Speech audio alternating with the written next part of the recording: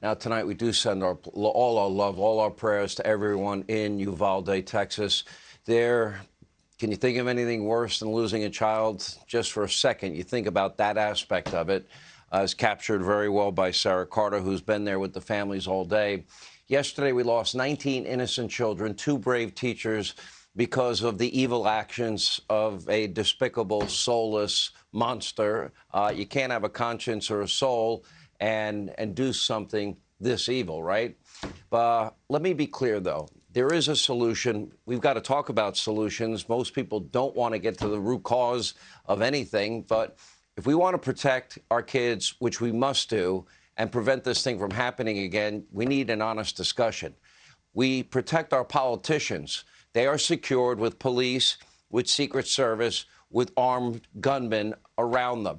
We pay for that, and rightfully so. We should protect our elected officials. Celebrities, athletes, they all have bodyguards. They can afford it. They deserve the protection as well.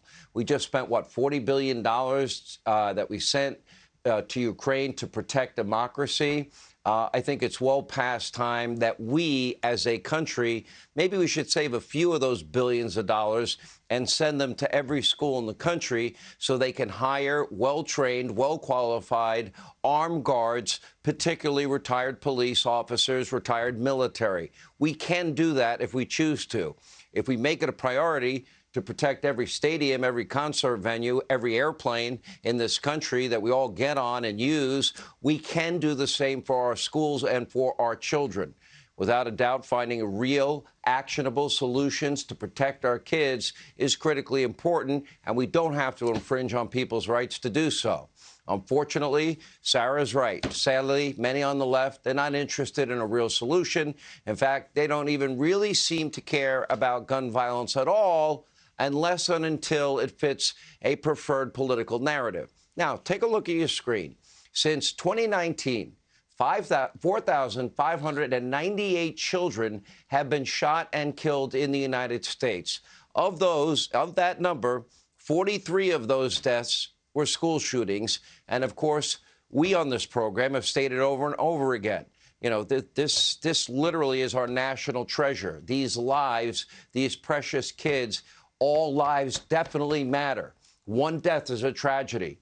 So why on the left, why do they seemingly always ignore the young kids routinely being gunned down in cities like Baltimore and Washington, D.C., and New York, Los Angeles, Chicago every single week?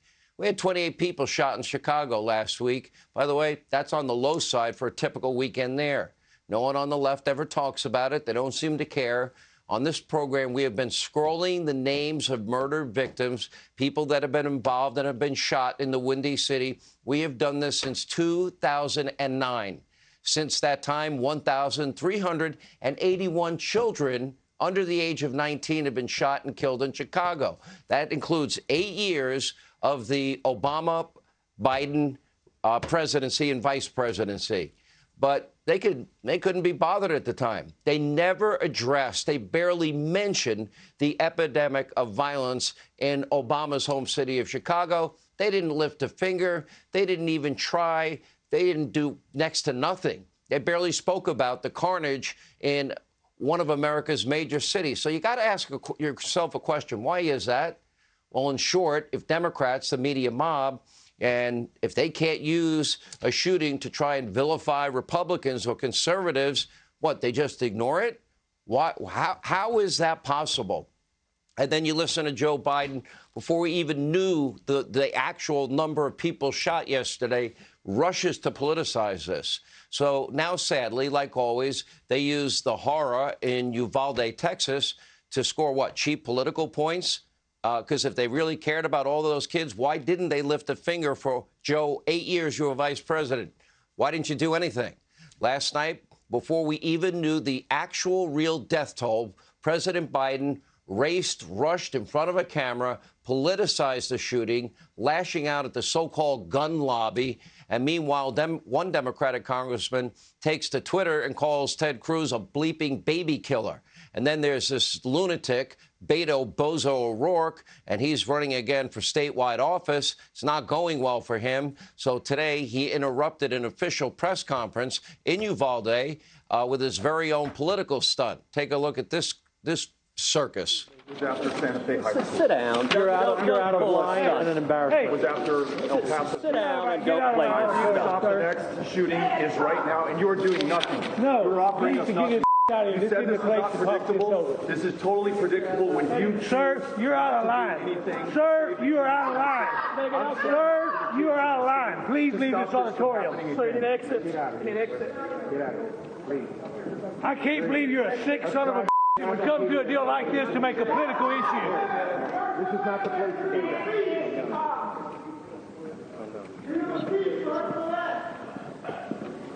This is on you until you choose. It's on like you. Why don't you get out of here? This was supposed to be an informative briefing for parents, the community, the general public. There were family members of victims in that room. There were parents there in the room crying. But there's Bozo. Didn't seem to care. He wanted to see his name in the headlines. He wanted to raise money for a struggling campaign. He wanted the focus to be on him. So as CBS News even reported, he orchestrated this disgusting stunt from beginning to end. Take a look. Could you make out what was being said by Beto O'Rourke? Well, I did see what happened just before the press conference started. I was in the third row on the aisle, rather, and there were two people across the aisle from me, and a moment before the press conference started, they got up from their seats when Beto walked in. So they were seat holders for him, and then he sat down. So his presence wasn't really noticed in the 15 or 20 minutes that people were gathering inside because he was not in the room. So this seems something very clearly staged by Beto O'Rourke and his campaign. It was staged, and Beto Bozo will lose this election badly. And by the way, he's all over the map now when it comes to guns, the Second Amendment. Let's go back in time. Remember during his presidential campaign, that run? Remember he bragged often about wanting to confiscate your guns, and hell yeah, he's coming for your ARs and your AK-47s. Well, now as a gubernatorial candidate in an election year conversion, he's trying to defend the Second Amendment, not what he did before. Americans who own AR-15s, AK-47s, will have to sell them to the government. I fully expect our fellow Americans to turn in their AR-15s and their AK-47s. Are you, in fact, in favor of gun confiscation? Yes. Hell yes, we're going to take your AR-15, your AK-47. I'm not interested in taking anything from anyone. What I want to make sure that we do is defend the Second Amendment. Oh, now that he's running for governor, he wants to defend the Second Amendment. No, we're not going to confiscate guns.